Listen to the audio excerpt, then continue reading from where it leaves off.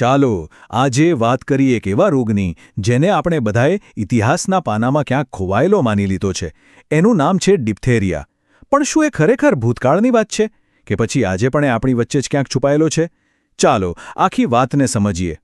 મોટાભાગના લોકો એવું જ માને છે કે ડિપ્થેરિયા એ તો હવે ક્યાં રહ્યો, એ તો જૂના જમાનાનો રોગ હતો. પણ શું આ ધારણા સાચી છે? ના, બિલકુલ નહીં. હકીકતમાં દુનિયાના અલગ અલગ ભાગોમાં જે નવા કેસો સામે આવ્યા છે એ આપણને એકદમ સ્પષ્ટ રીતે યાદ અપાવે છે કે ડિપ્થેરિયા આજે પણ એટલો જ મોટો અને વાસ્તવિક ખતરો છે, અને એટલે જ એના વિશે જાણવું ખૂબ જ જરૂરી છે. તો સૌથી પહેલો સવાલ એ થાય કે આ રોગ જે લગભગ ભૂલાઈ ગયો હતો તે આજે પણ કેવી રીતે ફેલાઈ શકે છે? ચાલો સૌથી પહેલાં એ સમજીએ કે એ આપણા સુધી પહોંચે છે કેવી રીતે. તો આ ફેલાય છે મુખ્યત્વે શ્વસન દ્વારા. એટલે કે જ્યારે કોઈ ચેપગ્રસ્ત વ્યક્તિ ખાંસી કે છીંક ખાય ત્યારે એના ટીપાઓથી. એ સિવાય કોઈ દર્દીના ખૂબ નજીક રહેવાથી કે પછી એના ચામડી પરના કોઈ ઘા કે ચાંદાને અડવાથી પણ આ રોગ ફેલાઈ શકે છે. હવે આપણે આખી કહાણીના અસલી વિલનને મળીશું, અને તમને જાણીને નવાઈ લાગશે કે ડિપ્થેરિયાનો સૌથી મોટો ખતરો એ બેક્ટેરિયા પોતે નથી, પણ એ બેક્ટેરિયા જે ઝેર બનાવે છે એ છે. આખી કહાણીની શરૂઆત થાય છે કોરીને બેક્ટેરિયમ ડિપ્થેરી નામના બેક્ટેરિયાથી. એ સૌથી પહેલાં આપણા ગળામાં અને શ્વાસનળીના ઉપરના ભાગમાં પોતાનું ઘર બનાવે છે. પણ આ તો માત્ર શરૂઆત છે. અસલી ખતરો તો હવે પછી આવે છે.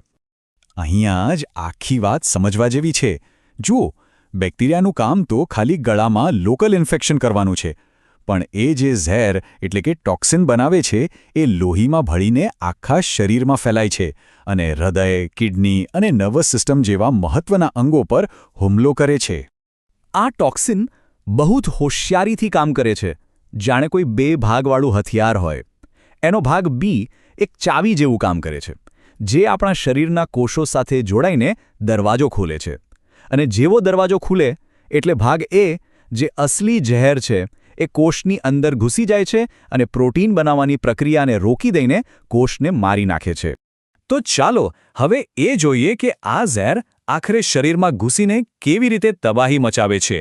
એની હુમલો કરવાની પદ્ધતિ શું છે? આખી પ્રક્રિયાને સ્ટેપ બાય સ્ટેપ સમજીએ. સૌથી પહેલાં બેક્ટેરિયા ગળામાં પોતાનું સ્થાન જમાવે છે. એ પછી એ ઝેર બનાવવાનું શરૂ કરે છે, જેનાથી ગળાના કોષો મરવા લાગે છે. આ મરેલા કોષો અને બીજો કચરો ભેગો મળીને ગળામાં એક જાડું રાખોડી રંગનું પડ બનાવે છે, જેને સ્યુડોમેમ્બ્રેન કહેવાય છે. અને છેલ્લો અને સૌથી ખતરનાક તબક્કો, એ ઝેર લોહીમાં ભળીને આખા શરીરમાં ફરી વળે છે. અને આ જ વાત સૌથી ડરાવણી છે અને સારવારમાં સમયનું મહત્ત્વ સમજાવે છે. કારણ કે એકવાર આ ઝેર કોષની અંદર પહોંચી ગયું તો પછી જે નુકસાન થાય છે એને કોઈ રીતે પાછું વાળી શકાતું નથી.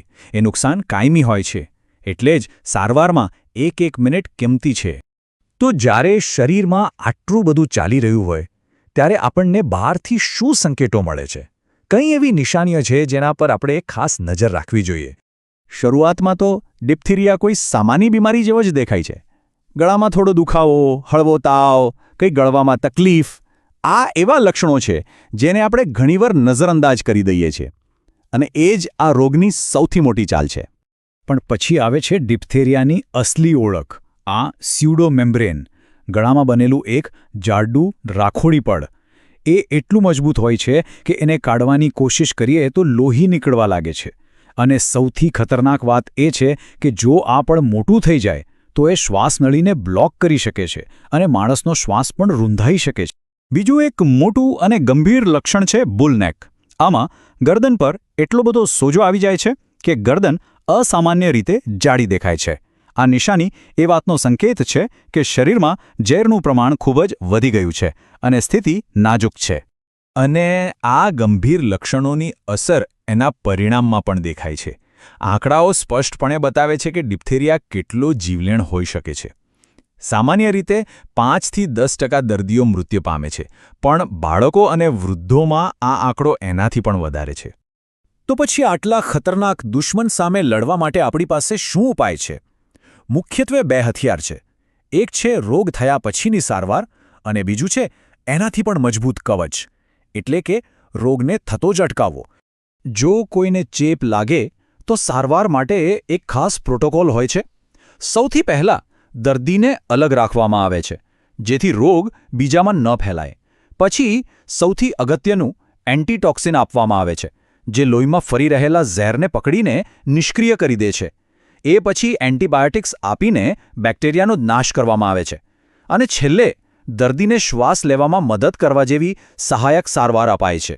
પણ જુઓ, સારવાર તો રોગ થયા પછીની વાત છે.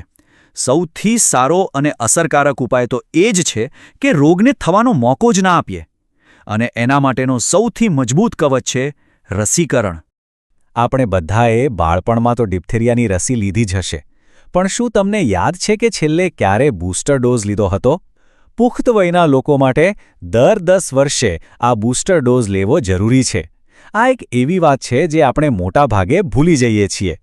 હવે સવાલ એ થાય કે આ બૂસ્ટર આટલું જરૂરી કેમ છે? કારણ કે બાળપણમાં લીધેલી રસીથી જે રોગપ્રતિકારક શક્તિ મળે છે એ સમય જતાં ધીમે ધીમે ઓછી થતી જાય છે. આને કારણે પુખ્ત વયના લોકો પણ ફરીથી આ રોગનો શિકાર બની શકે છે. બૂસ્ટર ડોઝ એ જ ઘટેલી શક્તિને ફરીથી વધારી દે છે. તો આખી વાતનો સાર એટલો જ છે કે ડિપ્થેરિયા ભલે ઝેરથી થતો એક ગંભીર રોગ હોય, પણ સારી વાત એ છે કે એને સંપૂર્ણપણે અટકાવી શકાય છે. જો રોગ થાય તો સમયસરની ઓળખ જીવન બચાવી શકે છે, પણ એનાથી બચવા માટેની સૌથી શ્રેષ્ઠ સુરક્ષા તો રસીકરણ જ છે. આ બધું આપણને એક ખૂબ જ મહત્વના સવાલ પર લાવીને ઊભું રાખે છે. શું જે રોગોને આપણે પુસ્તકોમાં વાંચીને ભૂલી ગયા છીએ તે ખરેખર ક્યારેય પૂરી રીતે ખતમ થાય છે ખરા? કદાચ નહીં. આનો જવાબ આપણી સતર્કતા અને સમયસર લેવાયેલા પગલાંમાં જ છુપાયેલો છે.